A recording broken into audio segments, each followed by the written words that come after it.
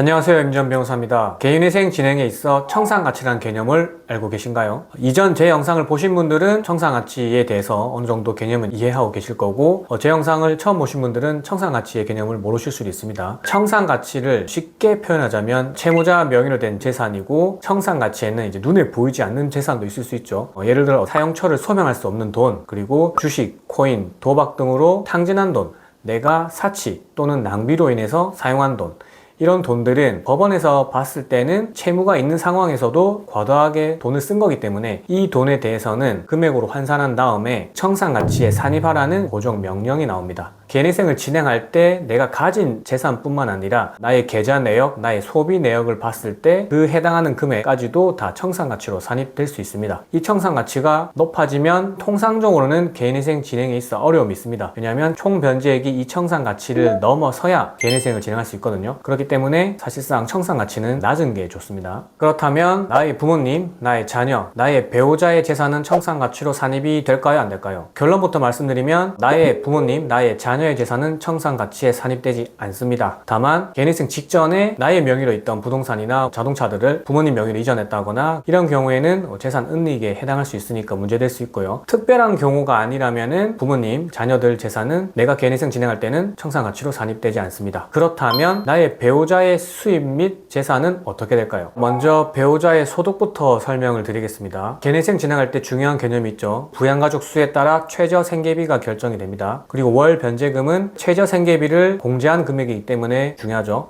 예를 들어 나의 소득이 100만 원이다. 그리고 배우자의 소득이 100만 원이다. 그리고 미성년 자녀가 한 명이 있다. 이렇게 되면 부양가족 수가 몇 명일까요? 나의 미성년 자녀는 1인이 아니라 0.5인을 넣게 됩니다. 그러면 내가 개인회생 진행할 때는 부양가족 1.5인에 해당하는 최저생계비를 공제하게 되고요. 또 나의 수입이 100만 원이다. 그리고 배우자의 수입이 0원이다. 그리고 미성년 자녀가 한 명 있는 경우에는 그 한 명을 온전하게 나의 부양가족 수에 넣을 수 있습니다. 그렇게 되면 부양가족이 2인이 되는 거겠죠. 그리고 부양가족 수 2인에 해당하는 최저생계비를 나의 월 수입에서 공제하게 됩니다. 나의 수입이 월 100만 원이고 배우자의 수입이 월 50만 원에서 150만 원인 경우에는 어떻게 될까요? 이거는 상황에 따라 다 다릅니다. 어떤 상황에서는 미성년 자녀 한 명을 온전히 인정해 주는 경우도 있고 반만 인정해 주는 경우도 있습니다. 그때 상황에 따라 이제 보정 공고, 보정 명령에 따라서 대처할 수 있는 부분이고요. 일률적으로 말씀드리기는 어렵습니다. 통상적으로는 부양가족 수가 많고 최저생계비가 올라가면은 월 변제금이 줄어드는 효과가 있기 때문에 아무래도 개인회생 진행 시 유리한 점이 있습니다.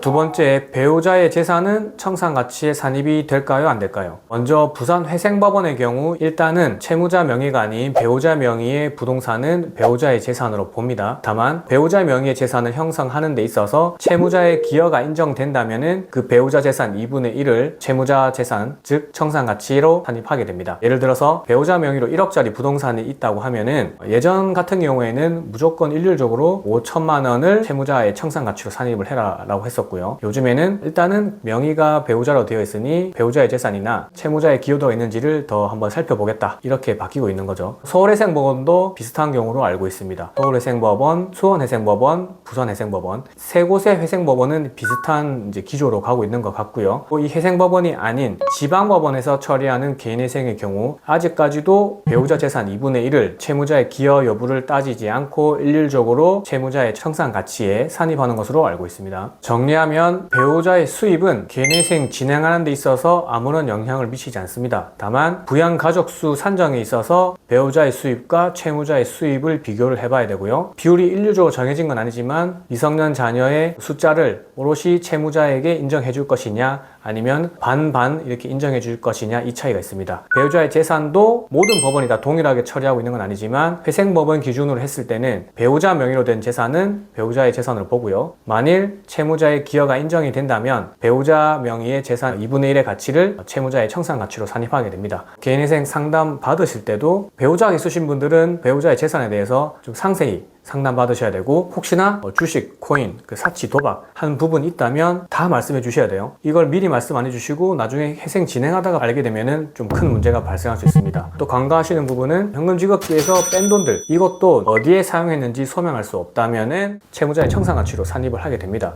이게 나중에 실컷 다 상담하고 이 부분을 말씀 안 해주셨다가 나중에 청산가치로 산입하게 되면은 개인회생을 진행할 수 없는 상황까지 올 수 있으니까 꼭 주의하셔야 됩니다. 만약 법무부인 율마루에 궁금하신 점 있으시면 언제든지 전화 주시거나 댓글 달아주시면 저희가 친절하게 답변 드리도록 하겠습니다. 오늘 영상도 도움이 되셨다면 구독, 좋아요, 알림 설정 부탁드리겠습니다. 감사합니다.